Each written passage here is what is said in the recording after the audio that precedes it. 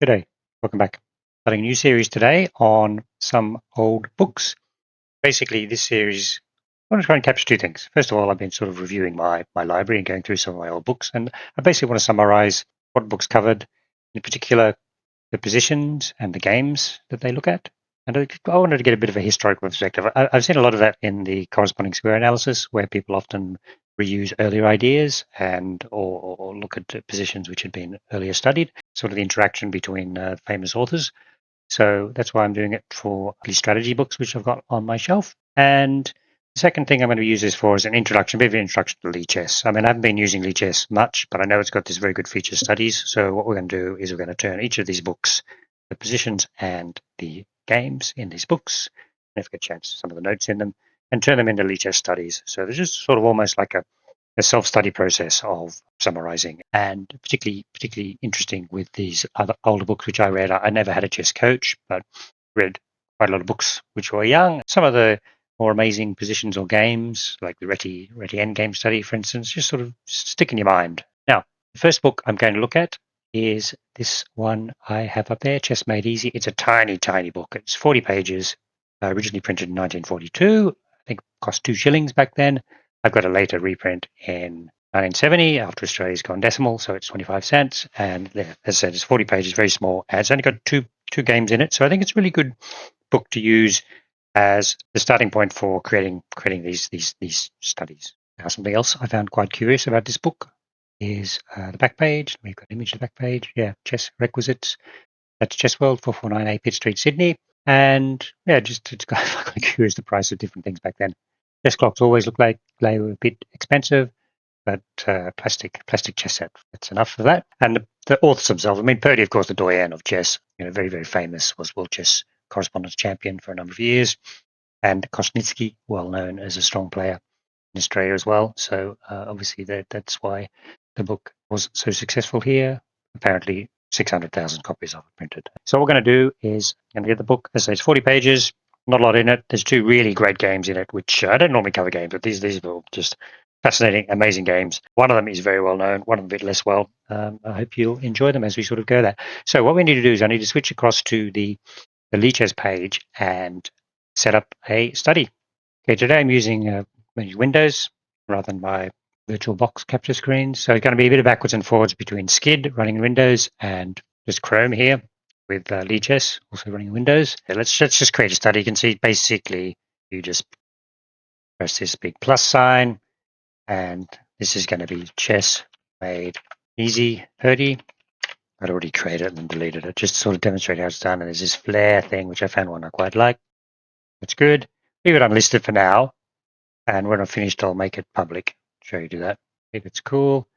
And now chapter 1. Now what I've normally done with some of these studies is chapter 1 will just be an empty one. So click empty and we will create chapter. We'll call it introduction. And there's on the study page, see nothing in there except this introduction. But what that gives me the chance to do is you click on this bubble here. And this is a comment. I'm going to put the comment in, which is just one of these pages here. Chess Made Easy will teach you to play in 2 hours. Bit of a lag between. Studied more carefully, it can make you an average player. Both authors have worldwide reputations as chess players, writers, and teachers. Well, there you go. The book itself, I say, very small, 40 pages. Quickly read through object of the game, the pieces, how they move, how they capture, pawn promotion, en passant, which is a medieval reform, checkmate, castling, how the games are drawn, value of the pieces. He's got did a YouTube on that before, but he's saying something like 1 for the pawn, 3 or 3.5 for the pieces, rook 5, queen 9 to 10, which is broadly in line. How to read chess moves. He's doing descriptive. That's what I grew up on. And then important chess principles, mobility, making nets, pins, skewers, tied piece. That means pieces defended, cramped game. These are things we're quite familiar with nowadays. Mobility for attack, mobility on the center. And then 3 phases, opening, middle game, end game. Okay, all good. And all about development, illustrative opening, royal pairs. And okay, that's good. So that's sort of, and it gets into a practice game. And what I've noticed is other books I'm probably going to look at, like some of the ones by Irv. He puts games in certain chapters and categorizes the games, attack or whatever. But this is just like, we've got 2 practice games here. Let's have a look at this one. Totally amazing game. I think everybody knows it. And according to this, the following game illustrated several of the principles already given. It is the shortest game in which a master player was ever checkmated. Right. Okay. So what we're going to do now is going to add another game. Add a new chapter just down here. Click Add New Chapter. And I'm going to add it by copying in a PGN. So you click this last one, PGN. Now I'm going to have to go across to my other Skid capture screen. Now, for some reason, Skid, it doesn't capture the top window. What I'm going to do is you can see I've got 2 games here, Wade and Shoebridge and Reti-Tartakower 1910 Vienna. That's the game I'm going to do. And up the top, so you can't see me pressing the edit copy PGN. So we're copying that PGN. And now we switch back. Capture screen. We just paste it in here. And that's all you need to do. Create chapter. Now, I don't really like, we'll click on here and we'll edit this. I don't really like it actually puts first names chapter header. Maybe that's something I can have a look at. Might be some setting to do. Right. So introduction, Reti-Tartakower. Okay. So the game is loaded up. And the next thing we're going to want to do, because you've got the master database. I mean, people click through that as you go through the moves. It sort of filters moves, and then down here you can see the top games. Right. So after Castle, how many top games are left? No games found. Knight takes e4. Still got a Vishwanathan end game. Yep. So you just sort of see this step through the game. But what we're going to do is go back to the start, very start, and we're going to click this button here, which is computer analysis. Request a computer analysis, which you can do once. And you can see actually quite interesting the way it does it. It seems that it sends the position to different engines because often the chart will sort of complete in a sort of a non-sequential method. And you can see that that is not much to say about that. But let's go through the game then and see what amazing about this. There's only 11 moves. You don't put up with much. D4, not much to say. Just step through the game. The Caro-Kann. Now, it's quite funny what Purdy says about this. White's first move is clearly good. Blah, blah. Black's reply, known as the Caro-Kann defense, violates the principle of rapid development for it frees only the queen. And as we know, the queen would not aim at developing early. The purpose is to support the move pawn to queen 6. Yeah, fair enough. If black plays pawn to queen 4 at once, white plays pawn takes queen, send a counter, blah, blah, blah. Thus, we see that 1 pawn to queen bishop 3 has a purpose. Still, it is not to be recommended on principle. So, yeah, things change. That's fine. Very standard. Don't know queen d3. We can have a look at how often queen d3 is played. Not often. Only 1% of games. 50 games in this case. Okay, black should just, you can see that computer analysis has given some comment there. I mean, there's obviously comments in the practice game here, but just we're going along. We're going through it quickly. Pawn, queen a5 check, which is queen rook 4 check. The only way black can regain his pawn. Okay, fair enough. But you can see that the analysis is not very nice on this. Bishop to queen 2. Parrying the check with a developing move. Grab the pawn. And you say, look at this position. White needs 4 more moves to complete his development. Black needs 5. Castles. And then knight takes e4. Of course, you can see the move there. But if you didn't know the moves, this is the absolute stunning end to this game. A bit of a think. Just an absolutely fabulous queen sacrifice. It's got to be taken. Bishop to g5 check. Now, you can see that the continuation given on this database I have, too short and say which database this one came from actually, is king to e8, rook d8 mate. So that's fine. Let's have a look at that. But in the book, it's even better. Go back here. Oh, now let's try and do an annotation here. Let's see how annotations work in Lichess. So we drag arrow with right mouse button. So it's double check, which is 30 points out. And the game in my little booklet is actually king to bishop 2. King to c7, if you like it that way, and then the same thing. Actually, I like this mate more. The other mate's very similar to maybe the opera game, but this is quite a more unique checkmate. Rook covering all squares. Anyway, that's pretty good. Let's have a look to show us this Edward Winter's page on Reti-Tartakower. And what he was actually pointing out is this combination, very similar ones had been seen before. Isaac Orchard versus another Orchard. So yeah, it's kind of interesting. I was like looking back. Great resource, Edward Winter on Chess Notes. And look at this, probably the most famous of all miniature games, wrote Irving Chernow, 100,000 best short games of chess. I think he's the Move My Move game. The description is debatable, not least because on page 213, Chernow quoted favorably Marshall's statement that Morphy's operability was the most famous game of all time. Well, there you go.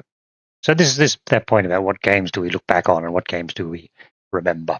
Now, what I'm going to do now, so we got one game done. You can see the accuracy, Richard Reddy, 98%, and Tartakower, pretty disgusting, 59%. Just a shocking game by Tartakower. He's quite a funny guy, so it's a bit sad with that. Now we're going to move to the second game, which is in this little booklet, and it's only two, Wade versus Shoebridge. It's a game I must have seen before, but have no recollection of, and actually it's a pretty stunning game. And let's switch the screen to Skid for 1 second so we can have a look. So there's the PGN, which we're just going to copy across to Lichess, and it'll be our second chapter. Wade-Shoebridge, Australian Championship 1945. I was going to say, if we go back to, we'll do the same things before. Edit, copy PGN, and across to here, we a new chapter. We just paste the PGN in there and create the chapter. And there's the chapter. And we might just quickly have a look. This is between Wade and Shoebridge. Wade is pretty well known, actually. See him there, Bob Wade, New Zealand and English chess player. Very well known. I think he had a lot to do with book publishing. Done a fair few stuff there. So anyway, very famous guy.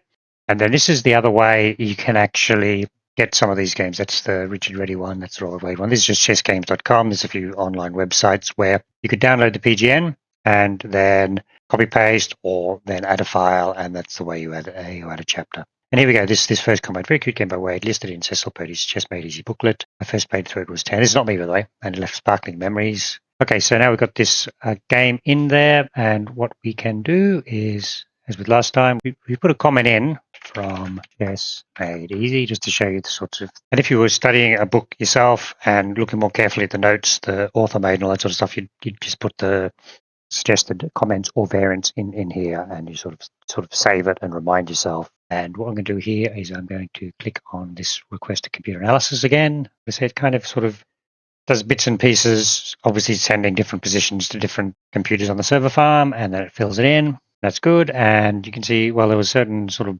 blunder point. Let's step through this game. E4, C5, arrows work as well. Knight F3, Knight C6, could be going for a Sveshnikov, maybe. Nope, goes in the classical. Scheveningen, possibly. Don't know what you call these. F4, Queen C7. All fairly standard. There's nothing wrong with white or black's play. Could be quite modern as well, switching the queen across to the king side. Why not? B5, typical expansion in the Sicilian. A3, stop the expansion. And then now here you can see the analysis saying bishop E7 was best. Well, actually, yeah, great, get developed. Knight A5, is targeting the C4 square, but a little bit ambitious. Get the rook out to D1. So we've got no games. We can switch over to Lichess. There's a few games in this position on the Lichess table. Seem to have gone off the variation, but when bishop F3 was played instead of Queen G3. You just see sort of the dialogue there. But bishop F3 looks nice too. That reminds me of a lot of positions in the knight off. So the knight finally does dive into that C4 square, which is probably why bishop F3 was not correct. Drop back with the bishop, and knight takes A3. Now, when I look at the little booklet I have here, what it says about that is this wins a pawn. You can see it's a blunder. It goes from +1/2 to +4. If white takes the knight, he loses his own. We see the knight in C3. But black neglected the development of his king side, and his position will crumble in a few moves before white's well-directed attack. Okay, fair enough. Moving. E5, logical, break in the center. Got to take because the knight's attacked. And I was still basically losing. It's saying B4 was better, which often another theme you see in the Sicilian, where you E5 attack by pawn on your knight on F6 is countered by B4 attacking knight on C3, but here it doesn't make a different, knight G8. So this just looks shocking now. Just enjoy the end of this game. Bishop H5, weak spot F7, both the rook and the bishop, highlighting it. So got to do something about that. G6, we use the threat. Now, computer was saying a knight H6 was best, but F5, okay, that's one way of doing it. Got to take en passant, no doubt about that. And King F7 by this Shoebridge. Unfortunately, I don't know anything about Shoebridge. The king's sort of holding up the pawn, the idea behind it all. And what do? You just bring in more pieces. Knight to E4, which does sacrifice the bishop, which is duly taken. Queen H4, threatening the H pawn now. Does try and guard it. And then the next move, spectacular. The queen guarding the pawn at rook F5. It's a beautiful move. It reminds me, I think it's a Karpov Korchnoi game, isn't it, where similar sort of interference move is played. Take back with the queen, you lose material. If you don't take back with the queen, then the pawn drops on H5. You take with the queen, knight takes, pawn takes, check, king hunt, nice, check again, 5, take the bishop. I mean, obviously, he's just totally winning at this stage, but let's go to the end. Bishop check. He takes pawn. Okay, black seems to be getting good of defense around his king now. Check. Check. Final beautiful move. So this bishop is guarding the d4 square, and you can see there's a mating net around the king. So the queen sack, beautiful queen sack, and checkmate. Right, that's a beautiful game, lovely game. That's the two games, and now we go back to our study. So have a look at Introduction, Reti-Tartakower, Shade, Wade-Shoebridge. And what can we say about this book? I think it's very much for beginners. Don't bother buying it. For nostalgia's sake, it's a very, very nice book, very good book, and it's a collector's item of sorts, even though obviously a lot of them were printed.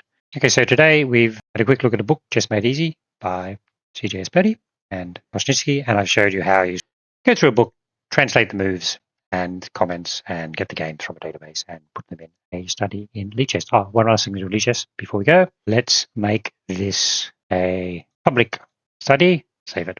If you want to go and have a look at that later or look at those games a little bit more closely. But I say, it's two simple games. You can find them on the internet anywhere. But okay, I hope you enjoyed that book summary and Lichess intro. Thank you very much for watching.